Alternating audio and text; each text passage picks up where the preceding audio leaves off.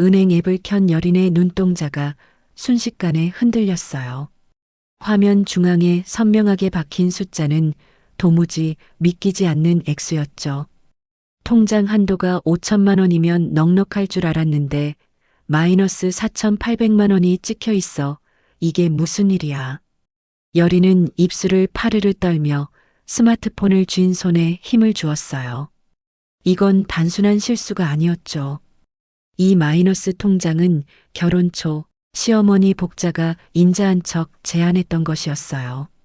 여린아, 우리 집안은 급할 때 쓸 비상금이 필요하단다. 통장 하나 공동으로 만들어두면 든든하고 안심되지 않겠니?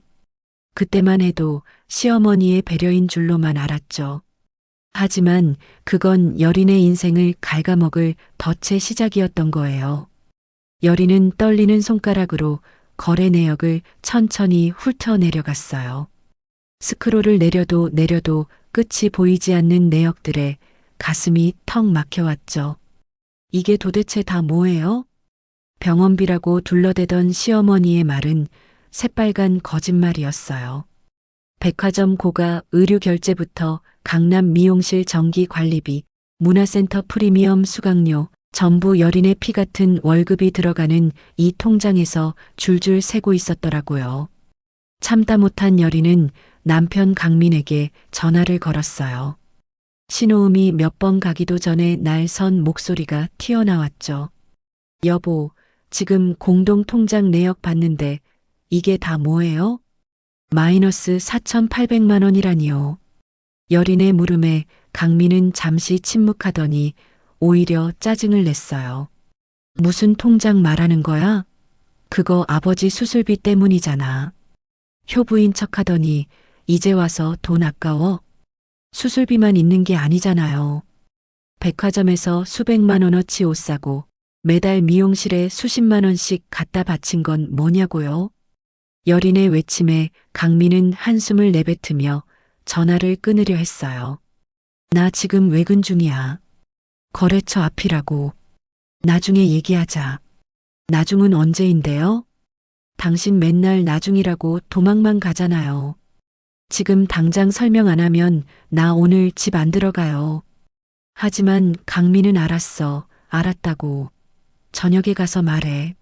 라며 신경질적으로 전화를 끊어버렸죠. 여린은 그 길로 은행으로 달려갔어요. 모니터로만 보는 건 한계가 있었거든요. 은행 직원이 안쓰러운 눈빛으로 여린을 바라보며 물었죠. 고객님, 이 통장 한도가 거의 다 찼는데 정말 괜찮으시겠어요? 네, 출력해 주세요. 처음 개설한 날부터 지금까지 단 한 건도 빠짐없이 전부요. 프린터기가 비명을 지르며 종이를 뱉어냈어요. 무려 28장에 달하는 방대한 기록이었죠. 근처 카페에 자리를 잡은 여린은 형광펜을 꺼내 들었어요. 하나하나 체크할 때마다 기가 차서 헛웃음이 나왔죠. 시아버지 수술비 1,200만 원. 이건 100번 양보해서 가족이니까 이해한다 쳐요. 그런데 이건 뭐야? 백화점 의류 구매 280만 원, 미용실 정기 관리비 매달 35만 원. 무려 20개월 동안 시어머니는 여린의 돈으로 귀부인 행세를 하고 다녔던 거예요. 지인들 명절 선물 300만 원까지 합치니 수술비를 빼고도 3,600만 원이라는 거액이 허공으로 사라졌더라고요. 그때 시어머니 복자에게서 전화가 왔어요. 여린아, 저녁 준비는 다 했니? 며느리가 저녁 시간에 밖에 있으면 쓰나. 당당한 목소리에 여린은 차갑게 대꾸했어요. 어머니, 저 지금 은행이에요. 생활비 통장 내역 다 뽑아봤거든요. 그러자 윤 복자는 일말의 망설임도 없이 대답했죠. 통장은 왜 봐? 그게 다 내 아들이 벌어온 돈인데. 우리 집안 쓸 때 쓴 거니까 토 달지 마라. 제 돈도 매달 250만 원씩 들어갔어요. 제 돈인데 왜 상의도 없이 이렇게 막 쓰셨냐고요. 여린의 항의에 복자는 코웃음을 쳤어요. 네 돈? 그게 돈이니? 그냥 보태주는 수준이지. 강민이가 주력으로 넣는 거니까. 시댁돈 관리에 감히 참견하지 마라. 어디 며느리 주제에 시어머니한테 따박따박 말대답이야? 시집 온 며느리면 권리도 없나요? 4,800만 원이 비었는데 제가 가만히 있어야 해요? 그게 뭐 대수야. 한도가 5천만 원인데 아직 200만 원 남았잖아.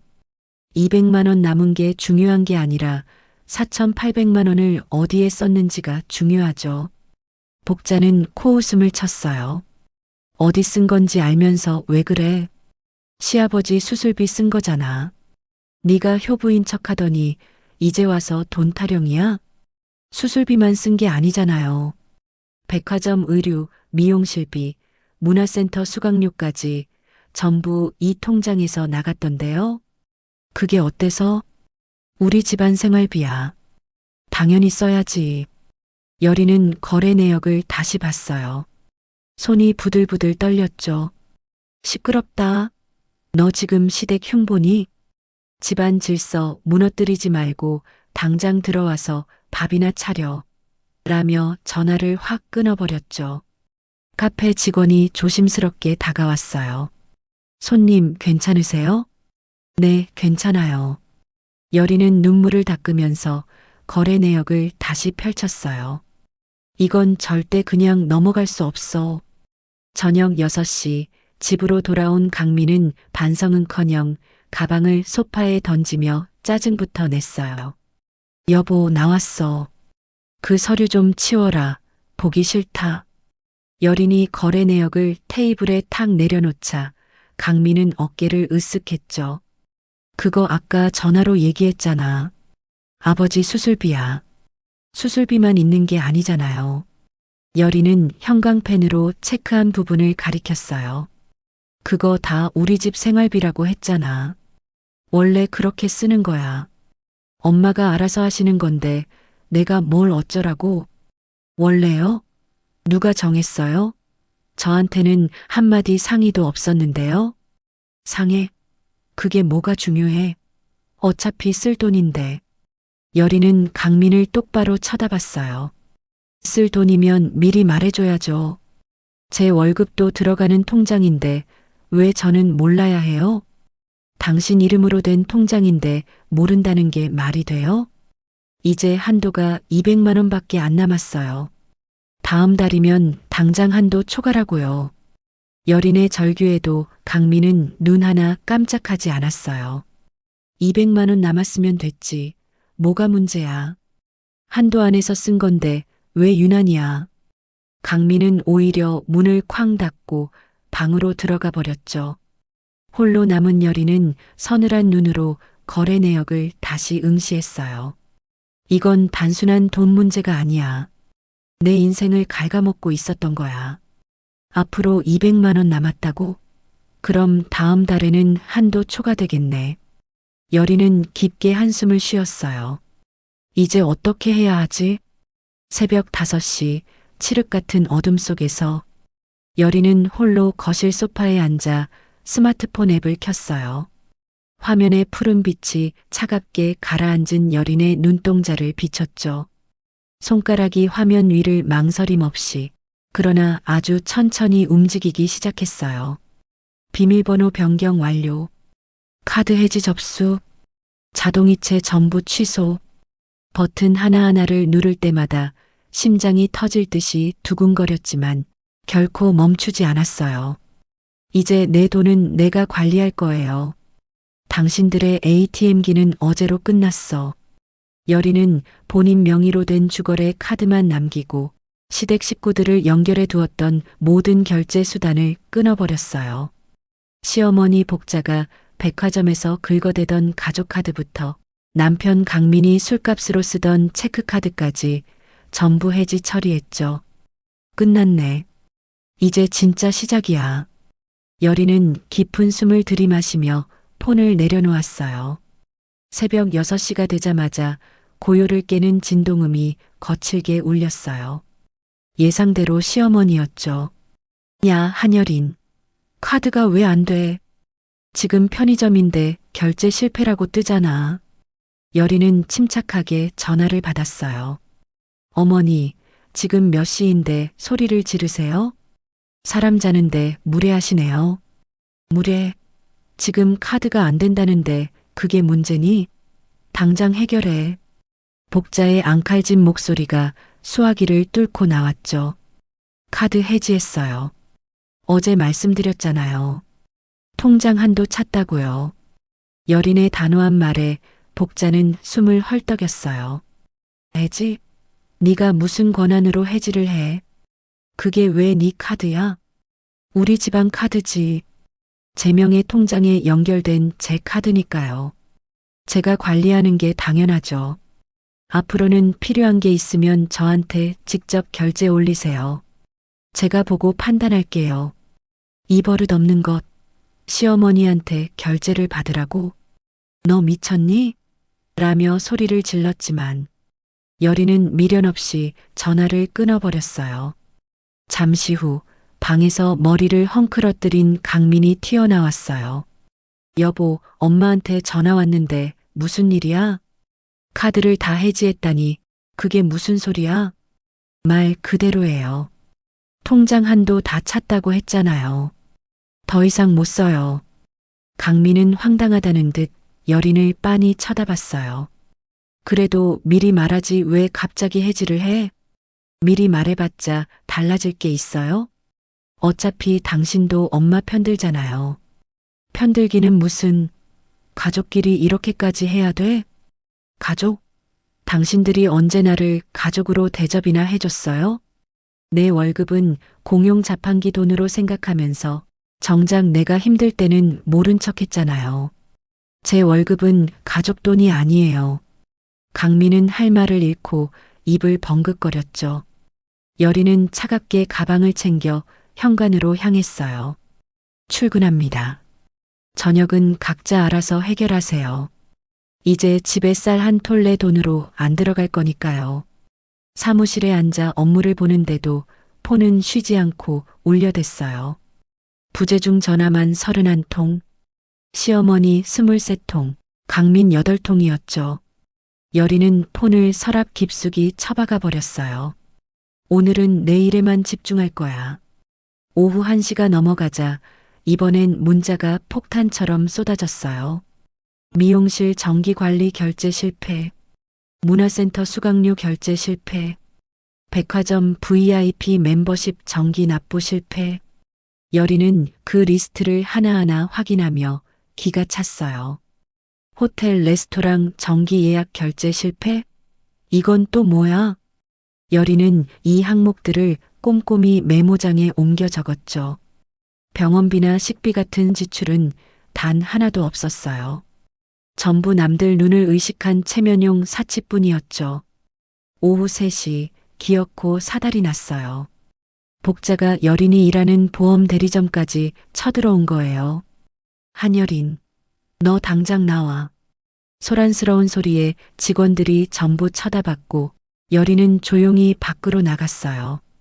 복자는 여린의 팔을 부서질 듯 움켜잡으며 소리쳤죠. 네가 지금 제정신이야? 회사 사람들 앞에서 망신 좀 당해볼래? 손 놓으세요. 회사 앞에서 이러시는 게 더 망신이에요. 여린이 냉정하게 손을 뿌리치자 복자는 발을 동동 굴렀어요. 네 통장? 그게 네 통장이야? 우리 집안 공동 자산이지. 공동인데 왜 저한테 물어보지도 않고 어머니 미용실비로 매달 35만 원씩 나갔죠? 어머니 문화센터 수강료 15만 원, 백화점 멤버십 20만 원. 이것만 합쳐도 연금보다 많던데요. 여린이 메모장을 들이밀자 복자의 안색이 흑빛이 됐어요. 어디 시어머니 지출 내역을 조사해. 이 못된 것. 있는 그대로를 말하는 거예요. 10년 동안 제 돈으로 귀부인 노릇하셨으면 이제 그만하실 때도 됐잖아요. 아버님 연금으로 생활하세요. 복자가 참지 못하고 손을 번쩍 치켜들자 여린은 눈 하나 깜짝하지 않고 맞섰어요. 때리세요. 여기 CCTV 다 있고 동료들도 다 보고 있어요. 증거 남기고 싶으시면 마음대로 하세요. 결국 복자는 손을 부르르 떨며 내리지도 못하고 돌아갔어요. 이 독한 것, 놔두고 보자. 그날 저녁 집에 돌아오자 거실엔 강민과 윤복자가 전운이 감도는 표정으로 앉아 있었죠. 왔어? 강민의 차가운 물음에 여리는 가방을 내려놓았어요. 카드 복구해. 엄마 동네 분들 앞에서 망신당해서 몸져 누우셨어. 복구 안 해요. 10년 동안 내 돈 3억이 이 집 구멍 메우는데 들어갔어요. 그런데 남은 건 4,800만 원의 빚뿐인데 나보고 또 당하라는 거예요? 여린의 일침에 복자가 벌떡 일어나 소리쳤어요. 그게 왜 빚이야? 다 우리 집안을 위한 투자지. 여린은 비웃으며 대답했죠. 투자요? 그럼 그 수익은 어디 있죠? 어머니 미장원 머리에 다 발려 있나요? 복자는 입을 쩍 벌린 채 아무 말도 못했어요. 여린은 그들을 지나쳐 방으로 들어가며 쐐기를 박았죠. 앞으로는 철저하게 기준대로 살 거예요. 감정 호소? 식구 타령? 이제 저한테는 안 통해요. 방문이 쾅 닫히는 소리와 함께 거실에는 숨막히는 침묵만이 맴돌았어요. 퇴근 후 불도 켜지 않은 거실에서 여린은 노트북 화면만을 뚫어지게 응시하고 있었어요. 화면 가득 메운 엑셀 파일에는 남편 강민의 지출 내역이 초 단위까지 정리되어 있었죠. 외근 나간다던 날 당신은 영업을 하러 간 게 아니네. 여린의 목소리는 낮고 서늘하게 거실을 울렸어요. 기록은 참혹했어요. 오후 3시 길거리 ATM에서 현금 인출 30만 원, 퇴근 시간인 오후 6시에 갑작스러운 현금 서비스 50만 원, 그리고 모두가 잠든 밤 11시에 실행된 단기 카드 대출 100만 원까지. 여린은 마우스를 클릭하며 떨리는 숨을 몰아쉬었죠. 이게 어쩌다 한 번이 아니네. 거의 매주 반복됐었네. 그때 도둑놈 제발 저린 표정으로 강민이 현관문을 열고 들어왔어요. 여보, 나왔어. 불도 안 켜고 뭐해? 여린은 노트북을 덮기는커녕 오히려 화면을 강민의 얼굴 쪽으로 확 돌려버렸죠. 이거 설명 좀 해봐요. 당신이 그토록 강조하던 그 위대한 영업 실적 좀 보자고요. 강민은 화면에 뜬 빨간색 지출 내역을 보자마자 얼굴이 흑빛으로 변했어요. 그게 뭔데? 남의 뒤를 왜 캐고 다녀? 강민이 소리를 지르며 노트북을 덮으려 했지만 여린은 강한 힘으로 노트북 상판을 내리눌렀어요. 캐긴 뭘 캐요? 내 돈이 어디로 새는지 확인하는 게 뒤 캐는 거예요? 떳떳하면 당당하게 설명해봐요. 밤 11시에 받은 단기 대출 100만 원이 어떤 거래처랑 관련 있는 건지.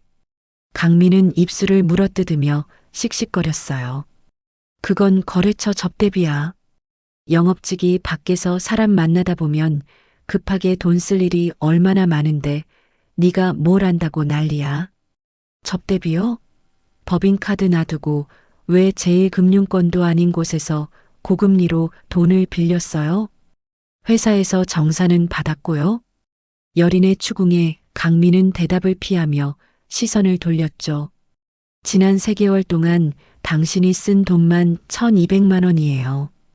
그런데 회사에서 들어온 정산금은 단돈 10원도 없더라고요. 이게 영업이에요? 아니면 당신 인생에 뚫린 구멍이에요?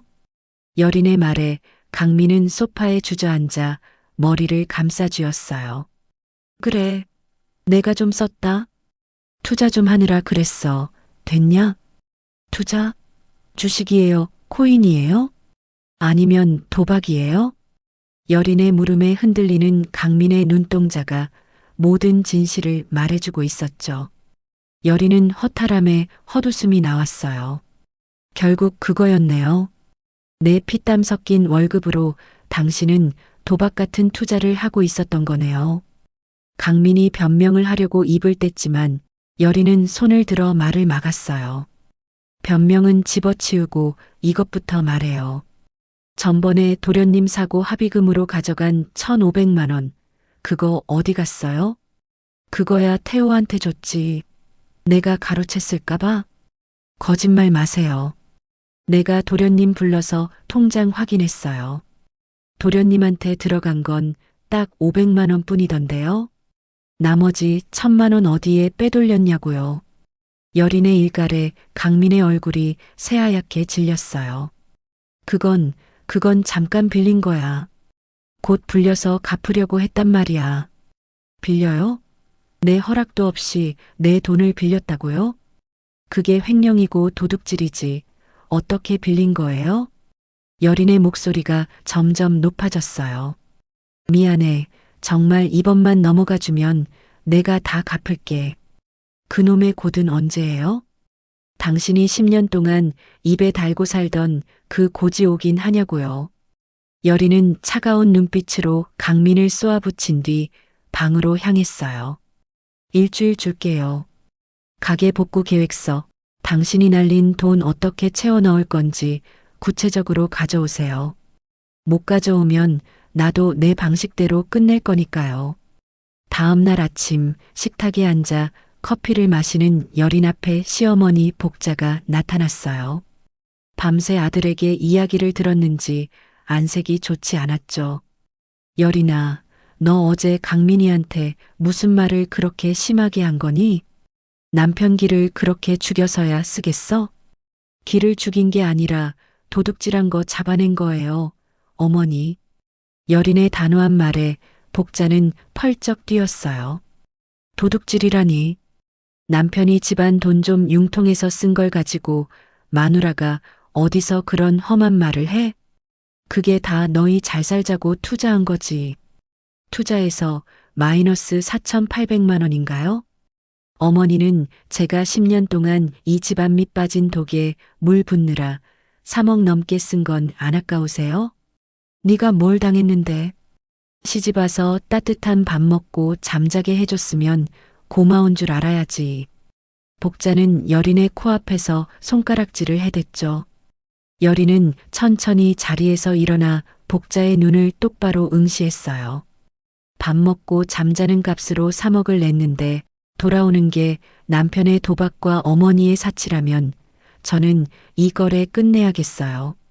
일주일 안에 대안 없으면 저도 가만히 안 있어요. 가만히 안 있으면 네가 어쩔 건데. 이 버릇 없는 것. 여린은 복자의 고함을 뒤로하고 집을 나섰어요. 퇴근 후 거실 테이블에는 강민이 작성했다는 계획서 한 장이 놓여 있었죠. 여린은 그것을 집어들었지만 곧바로 싸늘한 미소를 지었어요. 이게 계획서예요? 월 100만 원 저축하겠다는 글자랑 이름 석자 적힌 게? 그래. 내가 노력하겠다는데 왜 또 그래? 사람이 성의를 보이면 좀 믿어줘야지. 강민의 뻔뻔한 태도에 여린은 계획서를 반으로 찢어 테이블에 던졌어요. 구체적인 숫자가 없잖아요.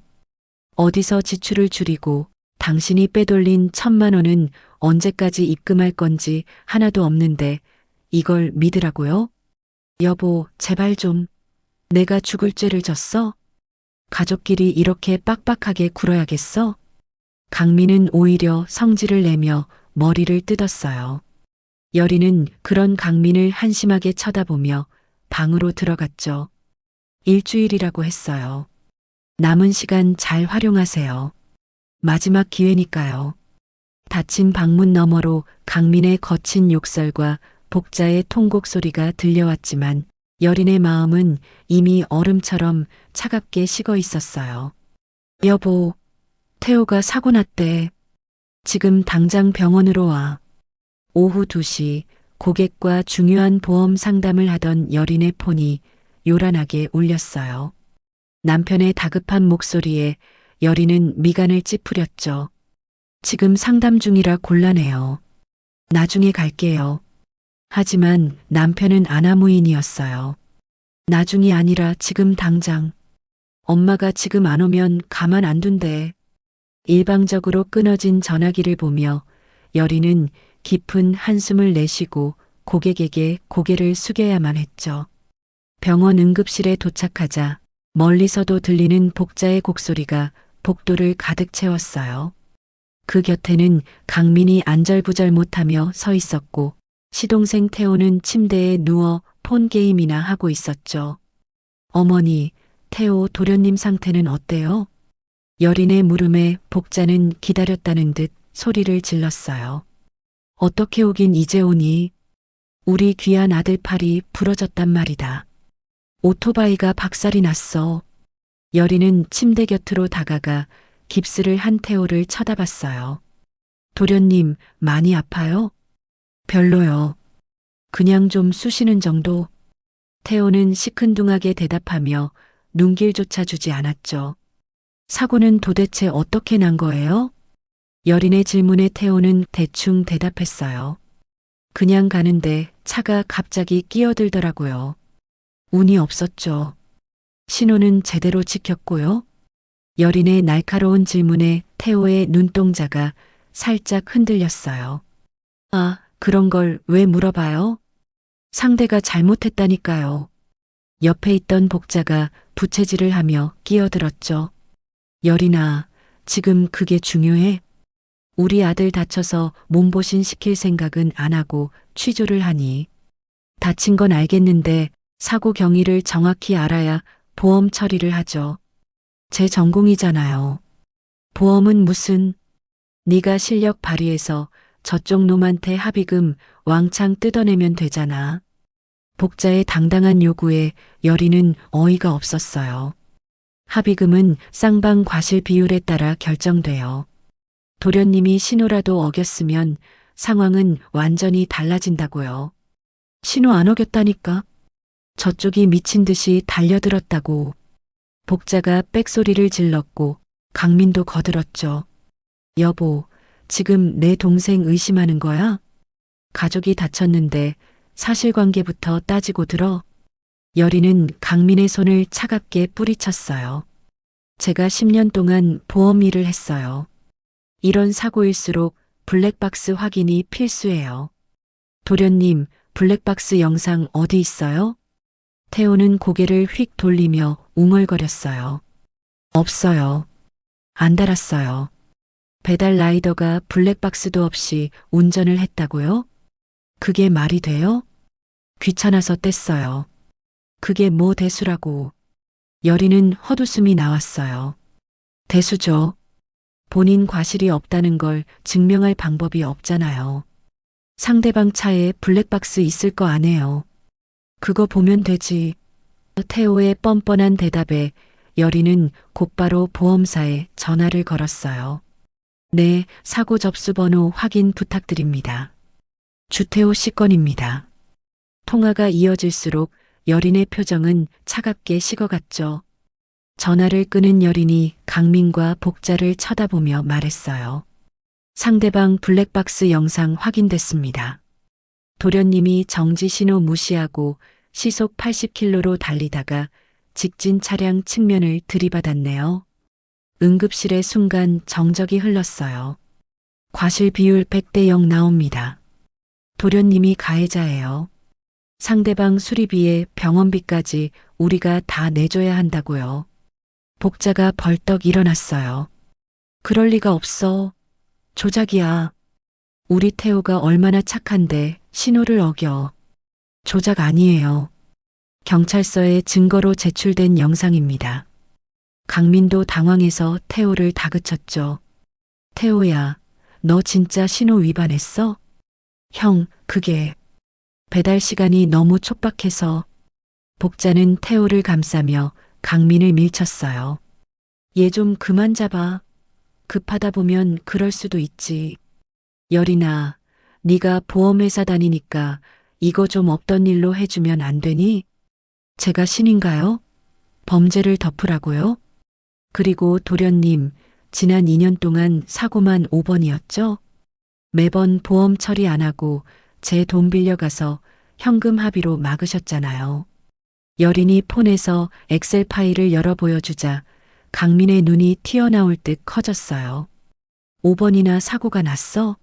근데 왜 난 몰랐어? 당신이 준 돈 1,000만 원 전부. 이 사고들 수습하는 데 들어갔으니까요.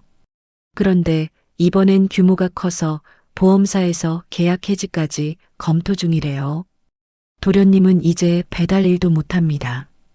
복자가 여린의 팔을 붙잡고 매달렸어요. 그럼 네가 어떻게든 해봐. 보험 전문가라며. 인맥 써서라도 막아야지. 제가 왜 그래야 하죠?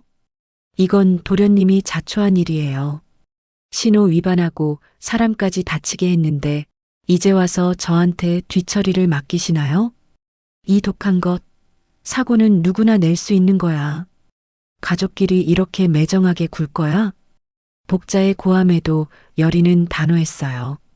이번 합의금이랑 벌금 합쳐서 2천만 원 나왔어요. 도련님이 직접 대출을 받든 막노동을 하든 알아서 하세요. 우리가 돈이 어디 있어. 당연히 니네가 내줘야지. 복자의 뻔뻔한 소리에 여린은 가방을 챙겨 일어났어요. 지난번에 빌려간 500만 원도 안 갚았는데 또 2천만 원요? 저 이제 ATM기 노릇 안 한다고 말씀드렸죠. 그 무책임한 사고, 이제 알아서 책임지세요. 한여린, 거기 안 서. 등 뒤에서 복자의 악에 바친 비명이 들려왔지만 여린은 한 번에 뒤돌아보지 않고 응급실을 빠져나왔어요. 차가운 겨울바람이 얼굴을 스쳤지만 속은 후련했죠. 이제부터는 진짜 지옥을 맛보게 해줄게요, 어머니.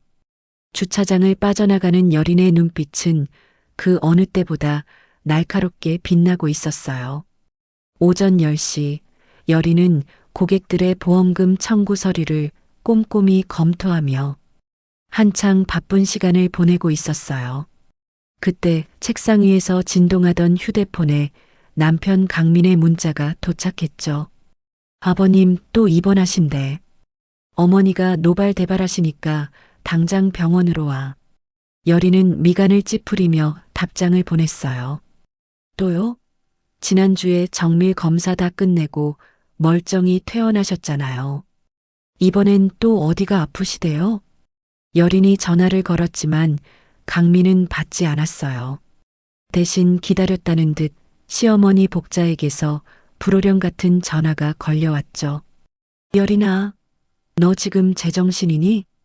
시아버지가 쓰러져서 응급실에 실려왔는데 며느리라는 게 코빼기도 안 보여? 당장 병원으로 튀어와. 윤복자의 고함에 여린은 차분하게 대꾸했어요. 어머니, 저 지금 일하고 있어요. 급한 수술 아니면 퇴근하고 갈게요. 퇴근? 사람이 죽고 사는데 일이 중요해? 당장 와서 보호자 서명하고 입원 수속 밟으란 말이야. 복자의 목소리가 사무실 안을 울릴 정도로 커졌어요. 강민 씨 있잖아요. 아들이 가서 서명하면 되죠. 제가 가봤자 할 수 있는 게 없어요. 뭐라고? 며느리가 시아버지 입원했는데 일이나 하고 앉아 있어? 너 그게 사람이야? 네가 안 오면 보호자 서명은 누가 하냐고. 여린은 헛웃음을 삼키며 단호하게 말했죠. 사람이니까 일을 하는 거예요, 어머니. 그래야 그 집에서 숨쉬듯 써대는 그 병원비를 제가 벌어서 낼 거 아니에요? 병원비는 누가 내는데요? 제가 안 벌면 어머니가 내실 거예요? 그 말에 복자는 할 말을 잃은 듯 잠시 침묵하더니 그게 지금 중요해? 너 안 오면 나 여기서 확 죽어버릴 줄 알아. 라며 협박을 일삼고는 전화를 확 끊어버렸어요. 저녁 6시 지친 몸을 이끌고 병원에 도착한 여린이 병실 문을 열자 시아버지 영식은 태연히 TV 예능 프로그램을 보며 웃고 있었고 복자는 소파에 앉아 샤인머스켓을 까먹고 있었어요. 어머니, 아버님 상태는 어떠세요? 네가 늦게 오는 바람에 내가 그 고생을 다하고 이제야 한숨 돌린다. 며느리 기다리다 사람 잡겠어. 너 내가 왜 그렇게 느려 터졌어? 여린은 대답 대신 머리맡에 놓인 병상 차트와 검사비 중간 명세서를 집어들었어요. 훑어보는 여린의 눈이 가늘어졌죠. 이번 하루 만에 검사 항목이 왜 이렇게 많아요? 비급여 항목만 벌써 800만 원이 넘게 찍혔는데요. 의사가 필요하다니까 한 거지. 네가 의사보다 잘 알아? 돈 아까워서 시아버지 검사도 못하게 하려는 거니? 너 진짜 못됐다. 복자가 과일 포크를 내려놓으며 삿대질을 했어요. 보험일 10년 했어요. 어머니. 이 리스트 중에 절반 이상은 굳이 지금 안 해도 되는 고가의 선택 항목이에요. MRI에 고가 영양제, 유전자 검사까지 왜 이렇게 과하게 잡으셨어요? 건강이 최고지. 돈이 중요해. 너 지금 돈 몇 푼 아끼려고 우리 영감님 죽으라는 거야? 네가 효부인 척하더니 미천 다 드러나는구나. 돈이 없으면 치료도 못 받는다니까요. 필수 검사만 해도 충분했다고요. 여리는 한숨을 내쉬며 간호사실로 향했어요. 담당 간호사를 만나 서류를 대조해 본 여리는 기가 막혔죠. 간호사님, 환자 주영식 씨 검사 항목 중에서 필수 항목만 다시 추려주세요. 네, 보호자분이 제일 비싸고 좋은 걸로 다 해달라고 강력하게 요구하셔서 리스트가 좀 길어요.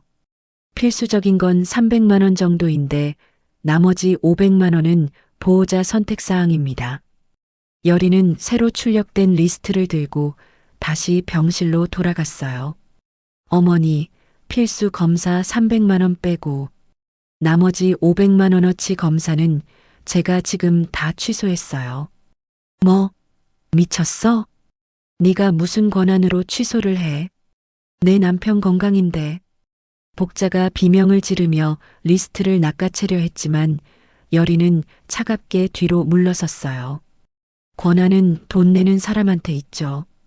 제 통장에서 나가는 돈인데 제 허락 없이 800만 원이요? 어머니 미용실비랑 백화점 쇼핑비로는 부족하셨나 봐요. 여리는 폰을 꺼내 지난달 거래 내역을 윤복자의 눈앞에 들이밀었어요. 자, 보세요. 시아버지 병원비 한 달에 120만 원 나갈 때 어머니 품위 유지비로 130만 원 나갔더라고요. 미용실 35만 원, 백화점 의류 구매 80만 원, 문화센터 15만 원. 이게 제정신인가요? 그건 내가 동네에서 기 안 죽으려고 친구들 만날 때 필요한 거니까. 아버님은 병실에서 골골대시는데 어머니는 백화점 VIP 라운지에서 커피 마시며 기 살리고 계셨어요? 그 라운지 커피값만 한 달에 20만 원이 넘게 찍혔던데 친구 만나는 게 아버님 치료보다 중요해요? 여린의 일침에 안색이 흑빛이 되어 입만 벙긋거렸어요. 앞으로는 딱 필요한 필수 치료비만 제 돈으로 낼게요. 나머지 영양제니 특실이니 하는 선택사항은 어머니가 알아서 하세요. 내가 무슨 돈으로 해? 내가 돈이 어딨어. 미용실이랑 백화점 VIP 끊으세요. 그럼 돈 나와요. 그 정도도 못 하시겠다면 아버님 건강 걱정한다는 말 다시는 입 밖으로 꺼내지 마시고요. 복자는 얼굴이 새빨개져서 온몸을 떨었어요. 네가 지금 나보고 품위를 버리라는 거야? 내 나이에 머리도 안 하고 시장 옷 입고 다니라고? 너 진짜 천벌 받는다. 저희 집 마이너스 통장 빚으로 떡칠한 품위가 진짜 품위인 줄 아셨어요? 그리고 간병비 하루 15만 원씩 나가는 것도 이제 제 돈으로는 절대 안 내요. 어머니가 직접 간병하세요. 뭐, 내가 이 나이에 어떻게 밤새 수발을 들어. 허리 끊어지면 네가 책임질 거야? 어머니가 직접 하신다면서요. 그럼 다행이네요. 간병비 아껴서 어머니 그 비싼 파마 계속하시면 되겠네요. 여리는 미련 없이 가방을 챙겨 병실을 나섰어요. 뒤에서 여리나, 당장 안 들어와. 너 거기 안 서. 라는 비명 같은 소리가 들려왔지만 여리는 복도를 걸으며 폰에 적힌 엑셀 파일을 다시 확인했어요. 병원비 필수 항목 300만 원. 시어머니 사치 비용 130만 원. 차이는 명확했고 여린의 결심은 더욱 굳어졌죠. 엘리베이터를 기다리는데 회사에서 급히 달려온 강민이 숨을 헐떡이며 여린의 앞을 막아섰어요. 여보, 너 엄마한테 왜 그래? 엄마가 방금 울면서 전화 왔잖아. 너 미쳤어? 사실대로 말했을 뿐인데요. 내가 틀린 말 했나요? 사실이라도 그렇게 말하면 어떡해. 엄마가 얼마나 상처받으셨는데. 가족끼리 돈 가지고 치사하게 굴 거야? 여린은 강민을 쏘아보며 차갑게 물었어요. 어머니 상처는 중요하고 10년 동안 당신들 뒷바라지하느라 너덜너덜해진 제 상처는 안 중요해요? 3억이 넘는 돈이 이 집에 들어갔는데 남은 건 마이너스 통장뿐이에요. 그게 정상이냐고. 그건 나중에 내가 갚는다니까. 됐어요. 필수 병원비만 낼 테니까 나머지는 당신이랑 어머니가 각자 알아서 내보세요. 엘리베이터 문이 닫히고 강민의 당황한 얼굴이 시야에서 사라졌어요. 병원 주차장에서 차에 올라탄 여린은 핸들을 꽉 잡고 깊은 숨을 내쉬었죠. 이제 절반 왔어요. 조금만 더 버티자. 폰이 쉴 새 없이 울려댔지만 여린은 확인조차 하지 않고 시동을 걸었어요. 룸미러에 비친 자신의 눈빛은 예전의 순종적인 며느리가 아니었죠. 이제 안 참아요. 끝까지 가서 당신들 바닥까지 끌어내려 줄게요. 캄캄한 새벽, 여린은 식탁 앞에 홀로 앉아 노트북 화면을 응시하고 있었어요. 화면에는 지난 10년이라는 세월이 차가운 숫자의 나열로 펼쳐져 있었죠. 10년이에요. 제가 이 집에 쏟아부은 인생을 단 한 장으로 정리하는데 걸린 시간요. 여린의 목소리는 서늘하게 가라앉아 있었어요. 화면에는 가정생활비, 시댁 경조사비, 남편의 개인 지출, 그리고 시어머니 복자의 품위 유지비가 그래프로 그려져 있었죠. 파란색은 생활비, 빨간색은 시댁 식구들 뒷바라지, 노란색은 남편 강민의 개인 소비, 그리고 초록색은 복자의 사치 비용이었어요. 초록색이 압도적이네. 미용실 파마약 냄새가 여기까지 진동하는 것 같아. 여린은 허탈한 미소를 지으며 마우스를 클릭했어요. 시어머니 개인 소비 10년간 총 9,800만 원.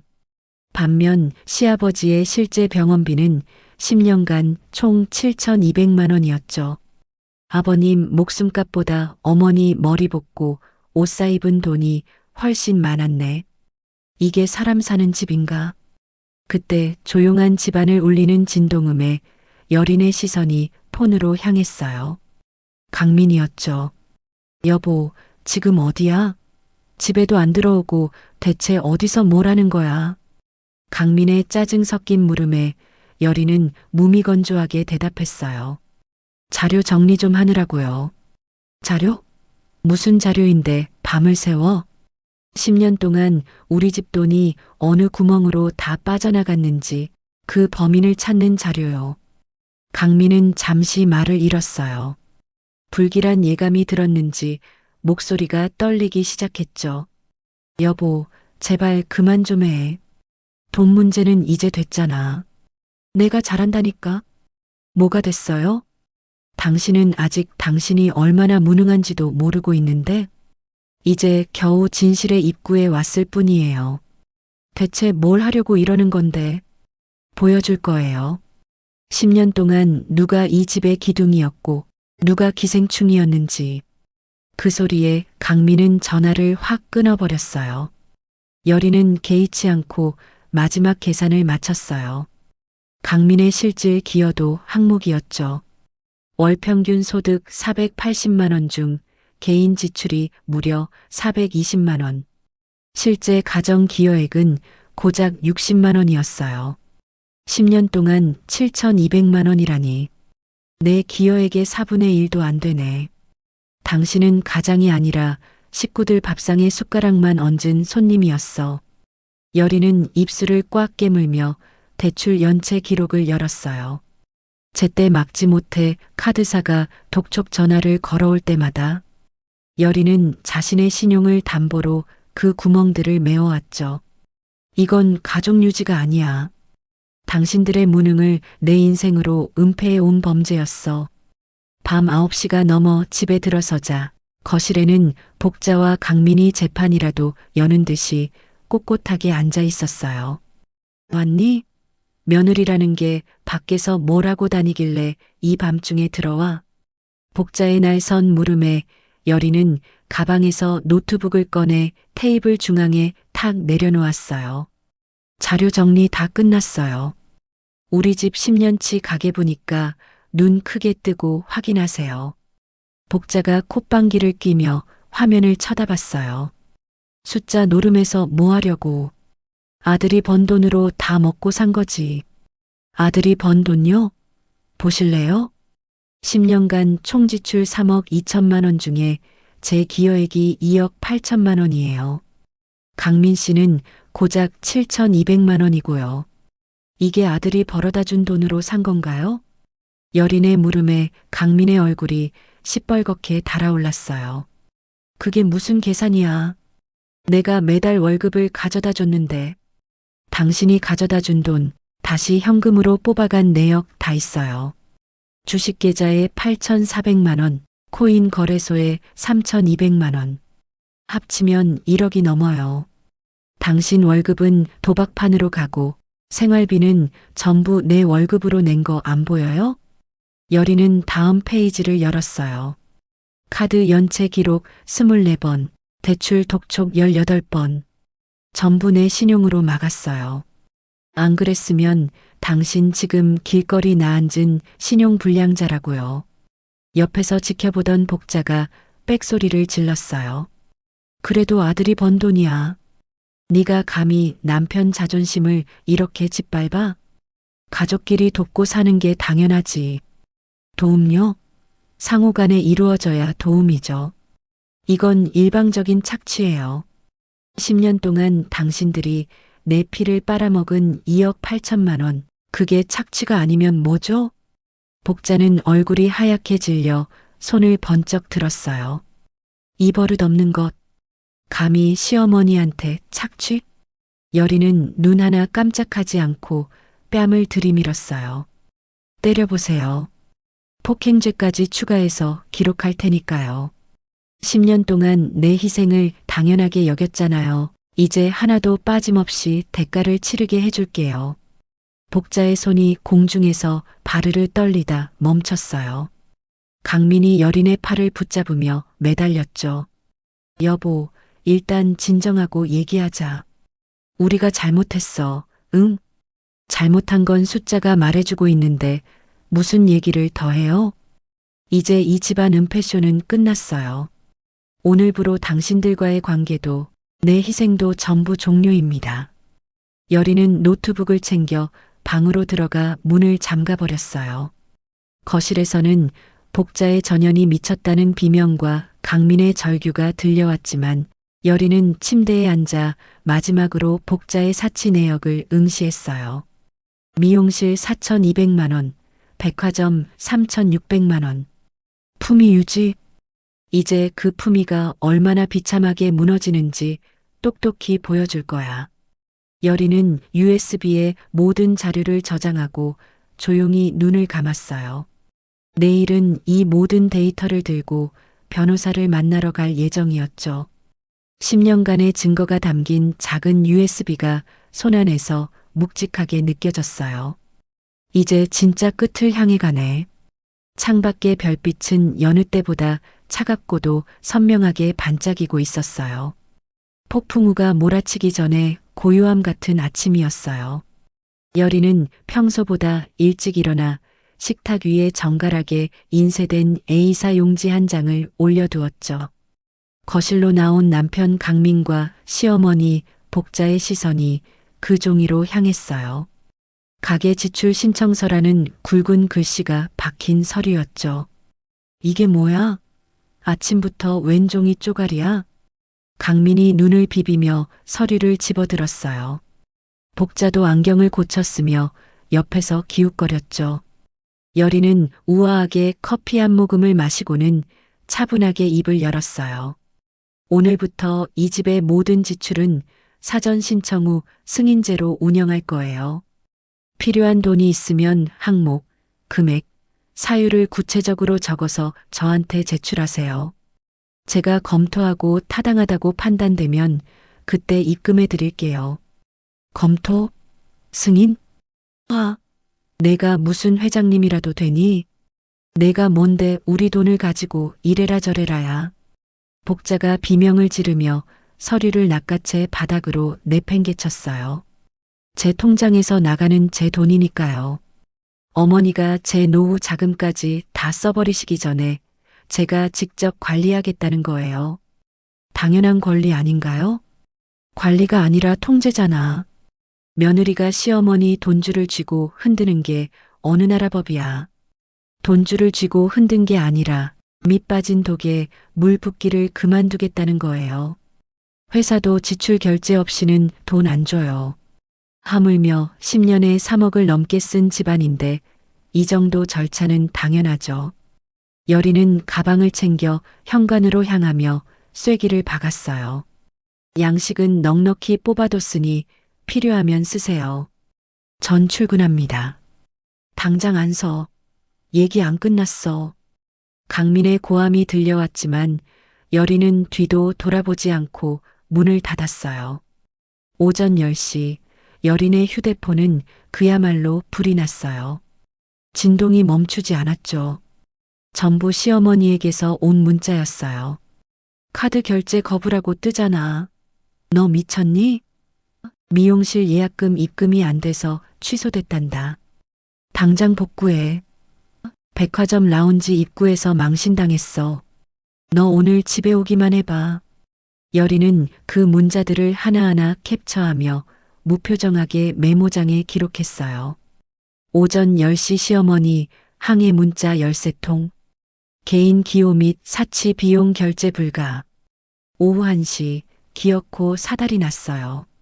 복자가 여린이 근무하는 보험 대리점 로비까지 쳐들어온 거예요. 한여린, 너 인연 어디 있어? 당장 기어 나와. 소란스러운 소리에 동료들이 웅성거리며 쳐다봤고 여린은 천천히 로비로 나갔어요. 복자는 여린을 보자마자 달려들어 팔을 움켜잡았죠. 너 내 카드 당장 살려내. 내 체면을 바닥까지 떨어뜨려 놓고 내가 여기서 웃으면서 이래? 손 놓으세요, 어머니. 여기 CCTV 다 있고 제 동료들이 보고 있어요. 더 망신당하고 싶으세요? 망신? 내가 나한테 준 망신보다 더하겠니? 당장 카드 복구해. 안 된다고 말씀드렸잖아요. 신청서 써오시면 제가 보고 판단한다니까요. 신청서? 내 아들이 벌어온 돈인데 왜 내 승인을 받아? 너 진짜 미친 거 아니야? 어머니 돈이 아니라 제 명의 통장에 연결된 제 돈이에요. 법적으로는 제 재산이라고요. 착각 그만하세요. 복자는 얼굴이 시뻘겋게 달아올라 손을 번쩍 치켜들었어요. 하지만 여리는 눈 하나 깜짝하지 않고 시어머니를 똑바로 쳐다봤죠. 때려보세요. 여기 녹음 다 되고 있고 목격자도 많아요. 시어머니가 며느리 직장까지 찾아와서 폭행했다고 기사라도 내드릴까요? 주변 시선을 느낀 복자는 씩씩거리며 손을 내렸어요. 두고 봐라, 이 독한 것. 너 오늘 집 구석에 발도 못 들여놓을 줄 알아. 퇴근 후 저녁 6시 집에 도착한 여리는 현관문 앞에서 멈춰 섰어요. 비밀번호를 눌렀지만 삐비빅 하는 경고음만 돌아왔죠. 예상했던 대로네. 여리는 한치의 망설임도 없이 강민에게 전화를 걸었어요. 비밀번호 왜 바꿨어요? 내가 집안을 이 지경으로 만들고도 뻔뻔하게 들어올 자격이 있다고 생각해? 당장 엄마한테 무릎 꿇고 사과하고 카드 복구하기 전까진 한 발짝도 못 들어와. 제 명의로 계약된 집인데 왜 제가 못 들어가죠? 전세금 계약서 제 이름으로 되어 있는 거 잊었나 본데 이거 주거 점유지 이탈이에요. 30분 줄게요. 비밀번호 안 알려주면 저 지금 바로 경찰 부릅니다. 1분이라도 늦으면 봐주는 거 없어요. 여린의 단호한 목소리에 강민은 당황한 듯 말을 더듬었어요. 경찰? 너 진짜 미쳤어? 가족끼리 경찰을 불러? 가족? 내 집에서 나를 쫓아내는 사람들이 가족인가요? 이제 29분 남았네요. 결국 10분 뒤 비밀번호가 담긴 문자가 도착했어요. 여린이 문을 열고 들어가자 거실에는 전운이 감도는 표정으로 복자와 강민이 앉아 있었죠. 여린아, 우리 좋게 얘기하자. 일단 카드부터 살려줘. 엄마가 공황장애 올 것 같대. 강민이 비굴한 표정으로 매달렸지만 여린은 가방을 내려놓으며 차갑게 말했어요. 신청서부터 작성하세요. 그럼 검토해 볼게요. 한여린, 너 진짜 끝까지 이럴 거야? 복자가 소리를 질렀지만 여린은 눈 하나 깜짝하지 않았어요. 그동안 제가 희생한 10년은 당연한 거고 제가 제 돈 관리하겠다는 건 잘못된 건가요? 어머니가 미용실 가고 백화점 가는 게 시아버지 병원비보다 중요한가 보죠? 복자는 입을 쩍 벌린 채 아무 말도 못했어요. 여린은 방으로 들어가려다 멈춰서서 마지막 쐐기를 박았죠. 그리고 제 명의로 된 모든 것들 비밀번호 다 바꿨어요. 몰래 접근하던 통장, 카드, 보험, 적금 전부요. 이제 당신들 손으로는 10원도 못 빼가요. 내 아내 통장인데 내가 왜 못 봐? 강민이 다급하게 휴대폰을 켰지만 이미 모든 접근이 차단된 상태였죠. 법적으로 각자 재산이에요. 공동명의 아니면 부부라도 권한 없어요. 공부 좀 하시지 그러셨어요? 분노로 몸을 떠는 강민이 여린의 팔을 거칠게 붙잡았어요. 당장 풀어. 내가 뭔데 나를 무시해. 이거 놓으세요. 안 놓으면 폭행으로 바로 신고합니다. 돈줄 끊기니까 이판사판 추악한 본성만 남으셨네요. 여린은 차갑게 강민의 손을 뿌리치고 방으로 들어가 문을 잠갔어요. 거실에서는 복자의 통곡과 강민의 거친 욕설이 터져나왔지만 여린은 평온하게 책상 앞에 앉아 오늘의 기록을 남겼죠. 시어머니 항해 문자 13회, 직장 무단 침입 및 소란 1회, 남편의 주거 침입 차단 시도 1회. 여린은 화면을 보며 조용히 미소 지었어요.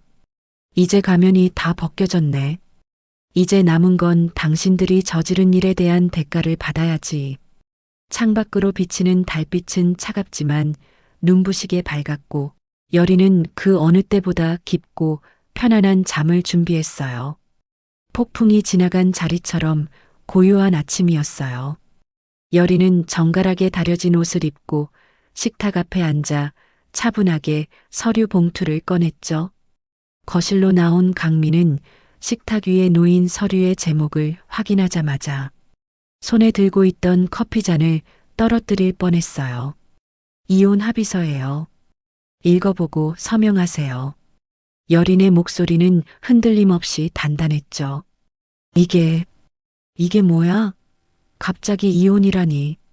강민의 목소리가 떨렸고 주방에서 아침상을 기다리던 복자가 비명을 지르며 튀어나왔어요. 이혼? 내가 지금 제정신으로 하는 소리니?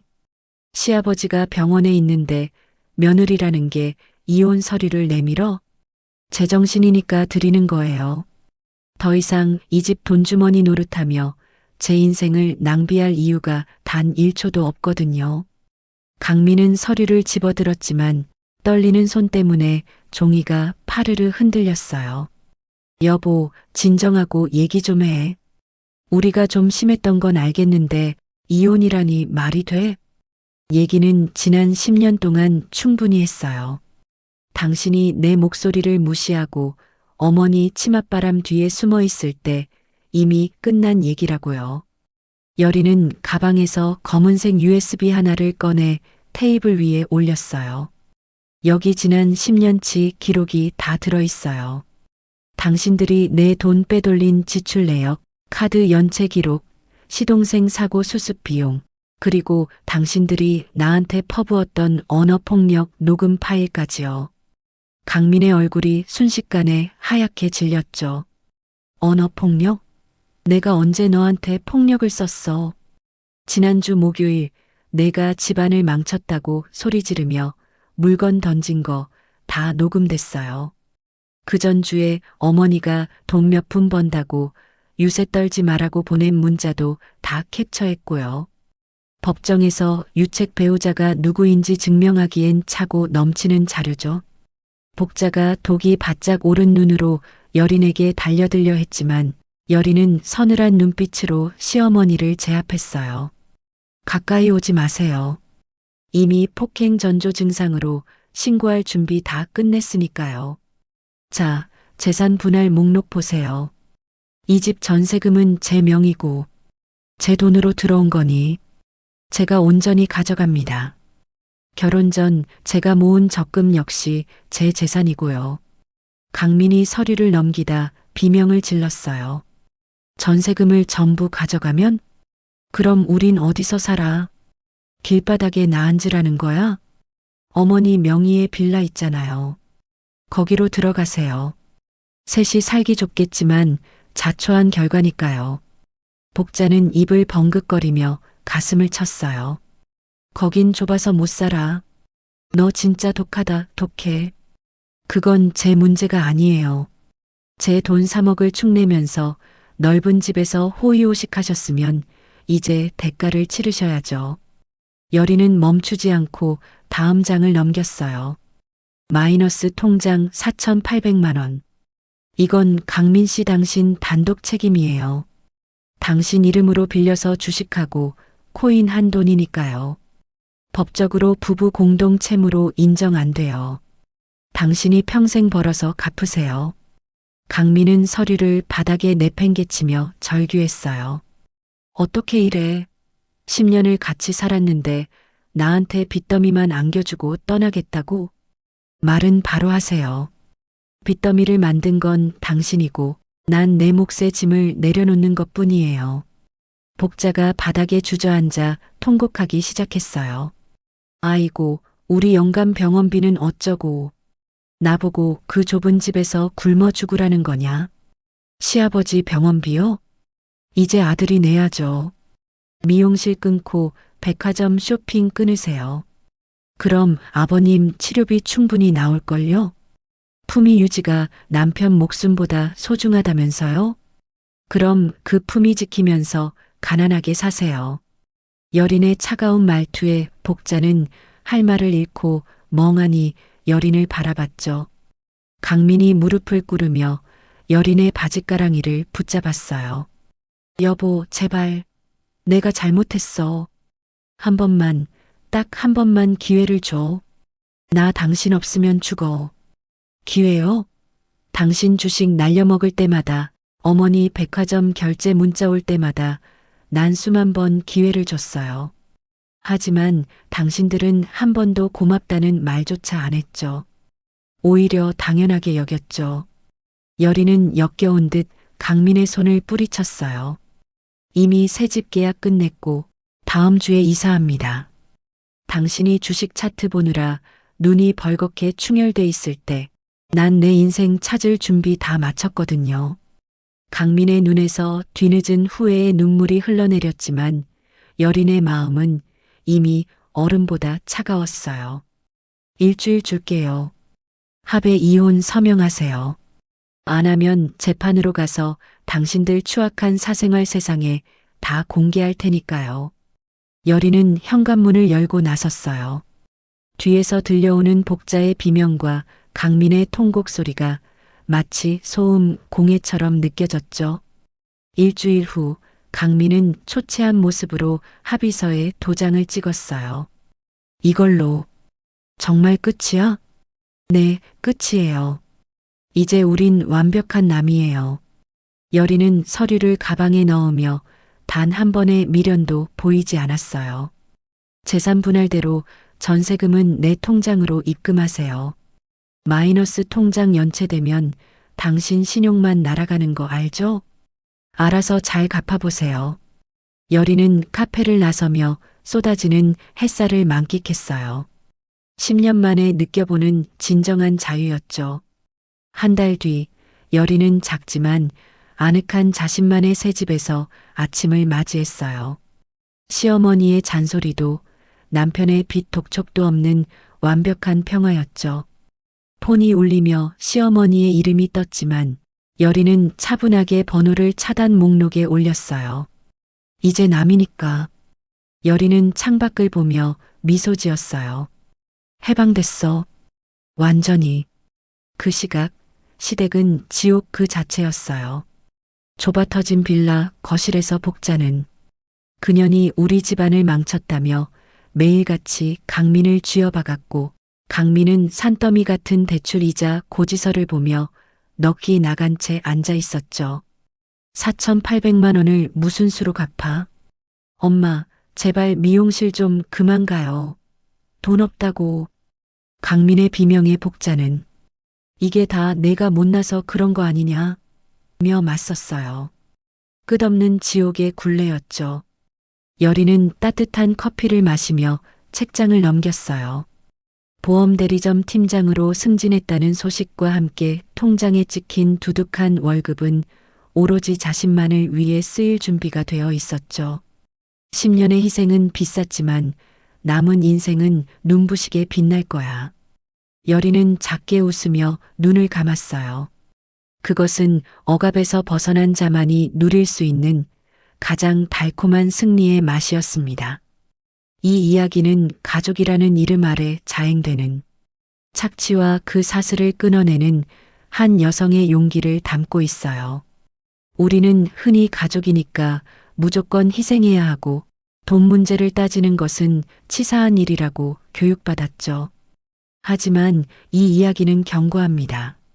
한쪽의 일방적인 희생으로 유지되는 평화는 결코 정상적인 가정이 아니며 그것은 사랑이 아니라 기생일 뿐이라는 사실을요.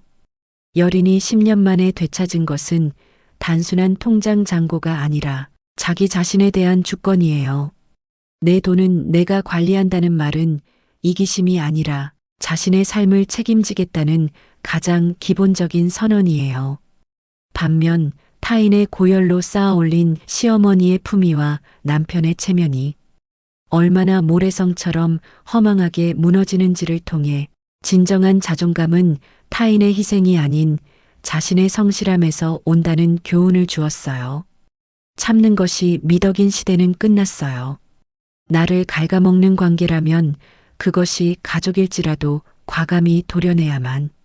비로소 진짜 내 인생이 시작될 수 있다는 메시지를 전하고 싶었어요. 오늘 여린이의 용기 있는 선택, 여러분은 어떻게 보셨나요? 누군가의 희생이 당연하게 여겨지는 세상에서 나 자신을 지켜내는 일은 무엇보다 소중한 것 같아요. 여러분의 생각도 댓글로 자유롭게 들려주세요. 구독과 좋아요는 저희 채널이 더 좋은 이야기를 만드는데 정말 큰 힘이 됩니다. 소중한 시간 내어 시청해 주셔서 감사합니다.